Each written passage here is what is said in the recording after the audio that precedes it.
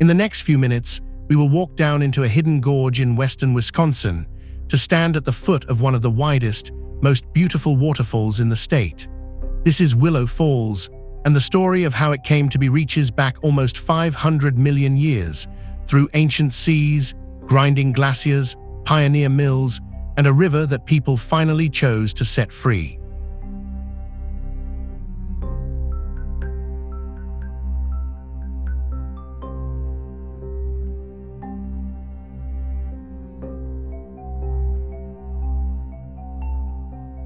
We are in Willow River State Park, just a few miles northeast of the river town of Hudson in Saint Croix County, Wisconsin. The Willow River runs through this park on its short journey west toward the Saint Croix, the larger river that forms the border with Minnesota. We are only about 40 minutes from the Twin Cities, yet it feels a world away.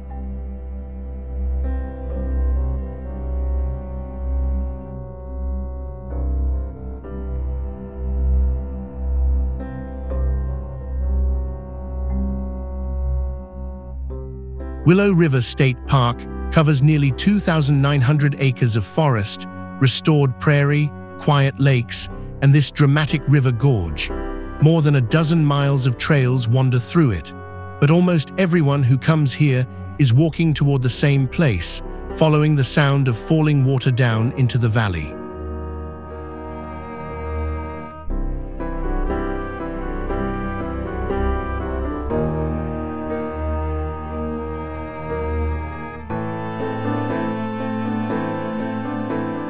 Our route begins on the bluff top, in cool oak and maple forest.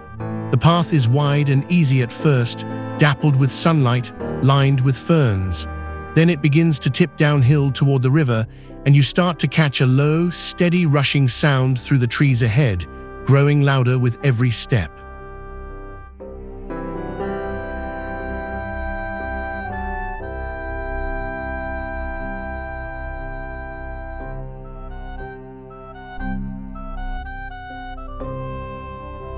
Soon the trail meets the staircase.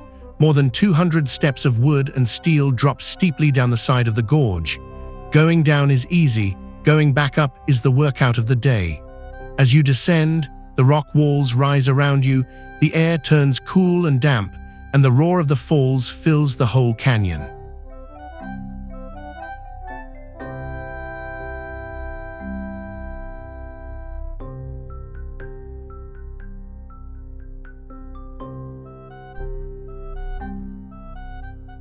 And then the trees open, and there it is. Willow Falls spills across the entire width of the gorge in a broad, terraced sheet of white water. It is not a tall waterfall, it drops around 45 feet in all, but it is wonderfully wide, well over 100 feet across when the river is running full. The scale of it stops people in their tracks.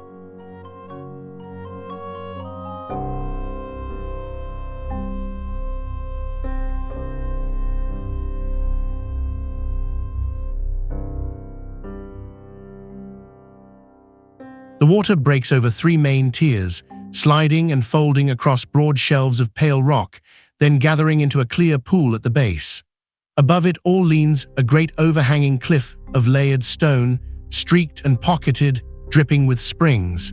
Mist drifts through the gorge, and ferns and cedars cling wherever they can find a foothold.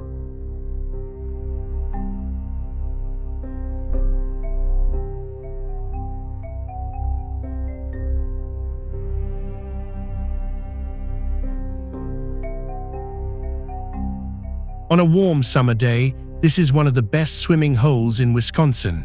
People wade right out onto the ledges, sit in the shallow current, and let the river pour past them. Children hop between the rocks, and the whole gorge fills with laughter mixed into the roar. It is the kind of place you never really want to leave.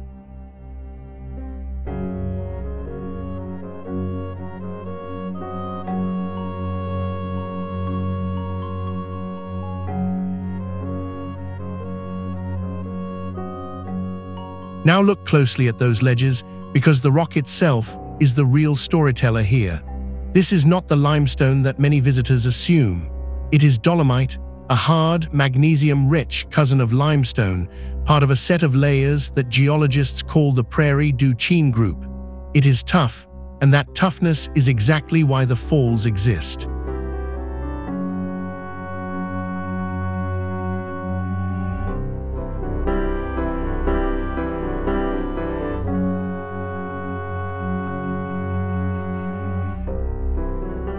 These layers formed around 480 million years ago in the early Ordovician period, when a warm, shallow tropical sea covered the middle of the continent.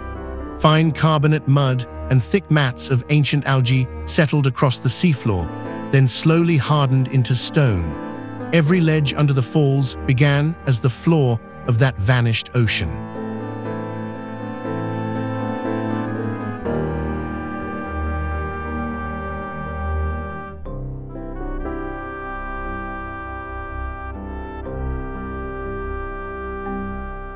That connection is so clear here that geologists gave one of these layers its own name, the Willow River dolomite, and studied it as a classic record of ancient tidal flats and algal reefs. So the river did not just carve this rock, in a way it helped name a piece of the geologic record.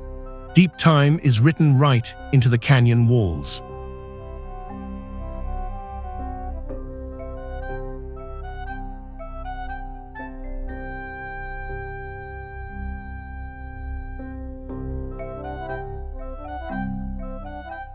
For most of the ages that followed, there was no gorge here at all, just rolling country over buried stone. Then came the ice ages. Great glaciers advanced and retreated across this land, and when the last of them melted, enormous torrents of meltwater tore downward, slicing through the hard dolomite to carve the steep-walled canyon we are standing in today.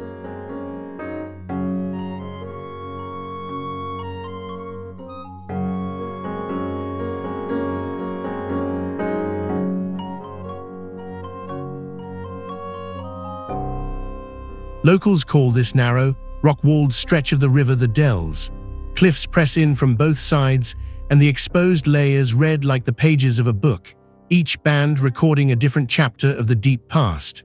In the cool shade at the bottom, it can feel less like a park in the Midwest and more like a slot canyon in some far-off country.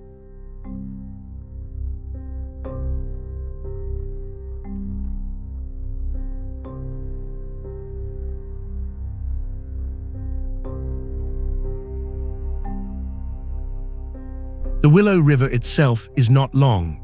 It gathers from lakes and farm fields to the east, then threads its way west through the park, stepping down over this and other falls along the way. It is a small river with an outsized personality, and before long it slips quietly out of the hills to join something much bigger.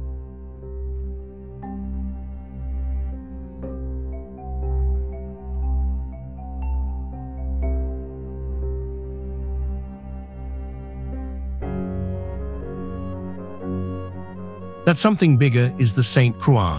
In 1968, it became one of the very first rivers protected under the National Wild and Scenic Rivers Act, championed by senators from both Minnesota and Wisconsin.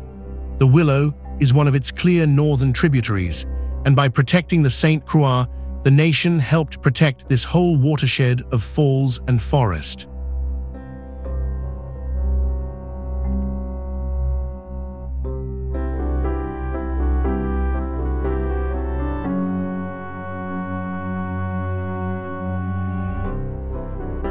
Long before any of these borders were drawn on a map, this valley was, and remains, the homeland of the Dakota and the Ojibwe peoples. For countless generations, they traveled, fished, gathered, and lived along the Saint Croix and its tributaries. These rivers were not boundaries to them, but highways connecting communities across the whole of the North Woods.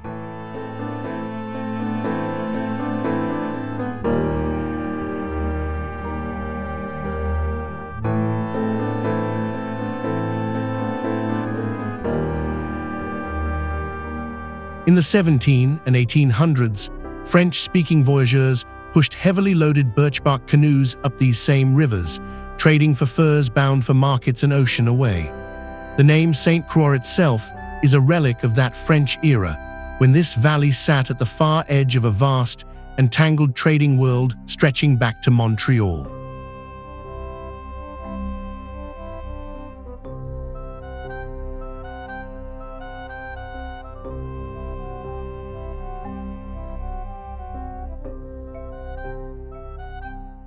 By the middle of the 1800s, a new wave of settlers arrived, drawn by towering white pine and the power of falling water. Downstream on the Saint Croix, the river town of Hudson took root in the 1840s. It was later renamed Hudson because the bluffs along the river reminded newcomers of the Hudson Valley back east.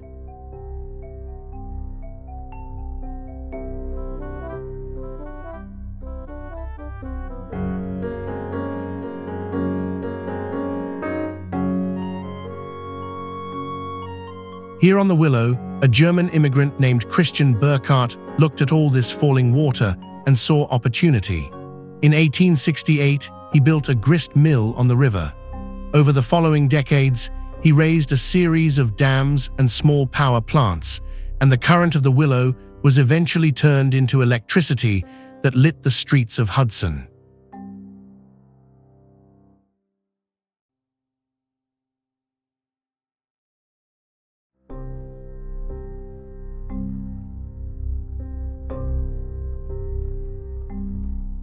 Around his mills grew a busy little village called Burckhardt, complete with a flour mill, a cheese factory, a blacksmith shop, and even a dance hall. Then in 1944, the entire village was sold off in a single deal. Today, almost nothing of that once bustling town remains, quietly swallowed back into the woods along the river.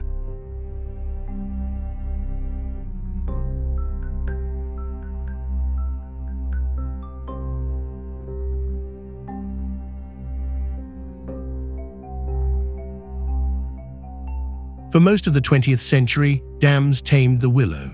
They held back long, still ponds, spun turbines, and drowned stretches of rapids under flat, quiet water.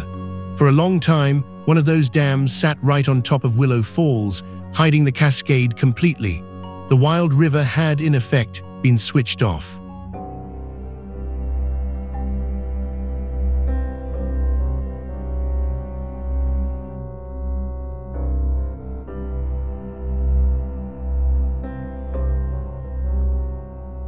Then, remarkably, people changed their minds. In 1992, the dam here at the falls was removed, and the Cascade you are watching came roaring back to life for the first time in generations. A second dam upstream was taken out later in the 1990s, returning even more of the Willow to its natural, free-flowing course.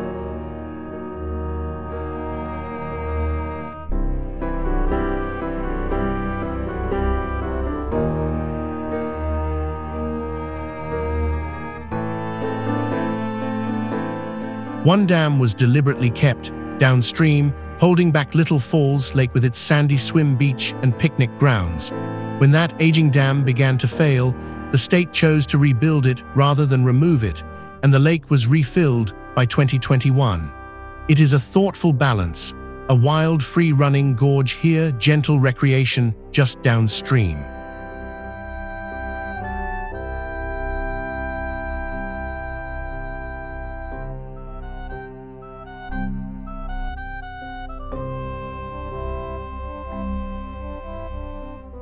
The power company eventually sold this land to the people of Wisconsin, and in 1967, Willow River State Park was officially born. What had been private industrial ground, all mills and turbines and company houses, became public forever, protected for anyone willing to walk down the trail and stand in the mist.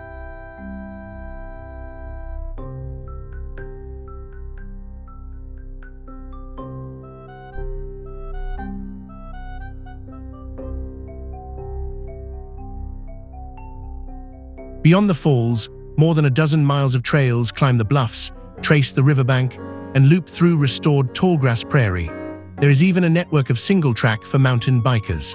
On a warm weekend, you will pass hikers, families, anglers, and cyclists, all making their own way through the same green, layered landscape.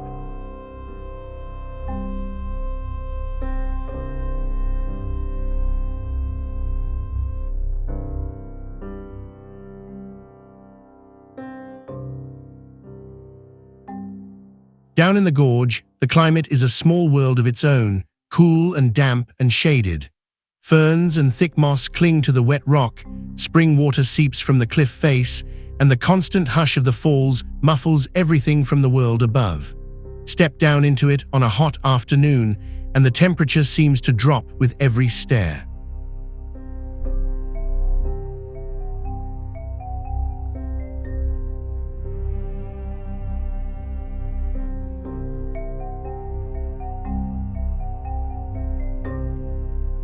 This is rich habitat too. White-tailed deer move through the oak woods, herons and kingfishers work the river, and hawks ride the air currents above the gorge. In spring, the forest floor fills with wildflowers, and in autumn, the whole valley turns to gold and rust. The park changes completely with the seasons, so no two visits ever feel quite the same.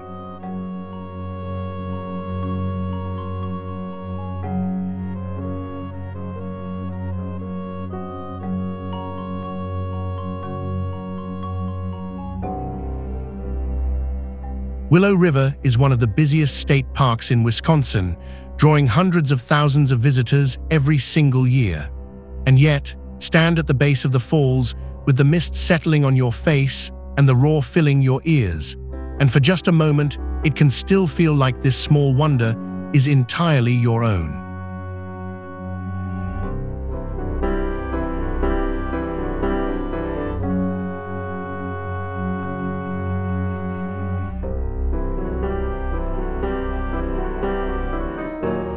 Willow Falls is really two stories woven together.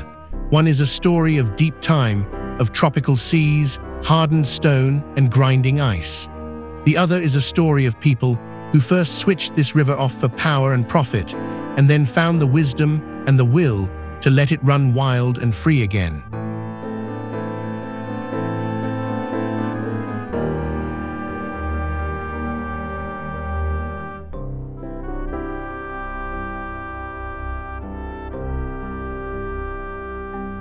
Thank you for walking down into the gorge with us today.